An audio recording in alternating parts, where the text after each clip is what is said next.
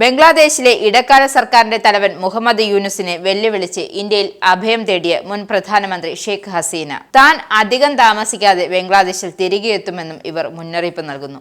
രാജ്യത്ത് അരങ്ങേറിയ കലാപത്തിനു ശേഷം രക്ഷ തേടി ഇന്ത്യയിലേക്ക് എത്തിയ ഹസീന സൂം മീറ്റിംഗിൽ സംസാരിക്കുമ്പോഴായിരുന്നു യൂനുസിനെതിരെ വിമർശനം അഴിച്ചുവിട്ടത്.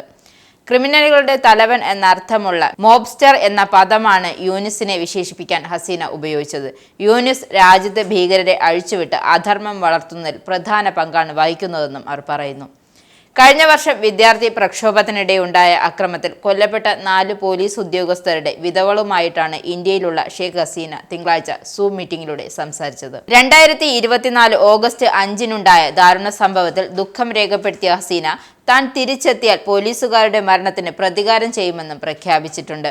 പോലീസുകാരുടെ കൊലപാതകങ്ങൾ തന്നെ അധികാരത്തിൽ നിന്നും പുറത്തിറക്കാനുള്ള പദ്ധതിയുടെ ഭാഗമായിട്ടായിരുന്നു. പ്രക്ഷോഭത്തിൽ 450ഓളം പോലീസ് സ്റ്റേഷനുകളാണ് ആക്രമിക്കപ്പെട്ടതെന്നും ഹസീന പറയുന്നു. രാജ്യത്താകെ കത്തിപ്പടർന്ന ജനരോക്ഷത്തെ തുടർന്ന് പദവിയൊഴിഞ്ഞ് ബംഗ്ലാദേശിൽ നിന്നും പലായനം ചെയ്യേണ്ടി വന്ന ഹസീന ഇന്ത്യയിലാണുള്ളത്.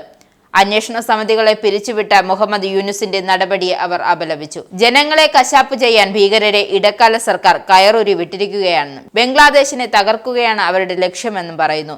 ഈശ്വരാനുഗ്രഹം കൊണ്ടാണ് താൻ വധശ്രമത്തിൽ നിന്ന് രക്ഷപ്പെട്ടതെന്നും നന്മ ചെയ്യാൻ ഈശ്വരൻ തന്റെ ആയുസ് ദീർഘിപ്പിച്ച് നൽകിയതാണെന്നും ഹസീന പറയുന്നു. 450ഓളം പോലീസ് സ്റ്റേഷനുകൾ അഗ്നിക്കിരയാക്കിയത് മുഹമ്മദ് യൂനുസിന്റെ ഗൂഢാലോചനയുടെ ഭാഗമാണ്. ബംഗ്ലാദേശിന്റെ മണ്ണിൽ തന്നെ യൂനുസിനെയും കൂട്ടാളികളെയും കൊണ്ട് തങ്ങളുടെ ചെയ്തികൾക്ക് മറുപടി പറയിക്കുമെന്നും ഷെയ്ഖ് ഹസീന പറയുന്നു. അതേസമയം ഹസീനയെ രാജ്യത്ത് തിരികെ എത്തിച്ച് വിചാരണ നടപ്പാക്കുമെന്നും ബംഗ്ലാദേശിലെ ഇടക്കാല ഭരണം പ്രതികരിച്ചു. അതാണ് സർക്കാരിന്റെ പ്രഥമ പരിഗണനയിലുള്ള വിഷയമെന്നും യൂനുസിന്റെ പ്രസ് സെക്രട്ടറി വ്യക്തമാക്കി. ഷെയ്ഖ് ഹസീനയുടെ രാഷ്ട്രീയ പാർട്ടി അവാമി ലീഗ് ബംഗ്ലാദേശിന്റെ രാഷ്ട്രീയ രംഗത്ത് തുടരണോ എന്ന കാര്യത്തിൽ ജനങ്ങളും മറ്റു രാഷ്ട്രീയ പാർട്ടികളും തീരുമാനമെടുക്കുമെന്നും പ്രസ് സെക്രട്ടറി കൂട്ടിച്ചേർത്തു. ഷെയ്ഖ് ഹസീനയ്ക്കെതിരെ ഐക്യരാഷ്ട്രസഭയുടെ റിപ്പോർട്ടുണ്ടെന്നും അദ്ദേഹം വ്യക്തമാക്കുന്നുണ്ട്.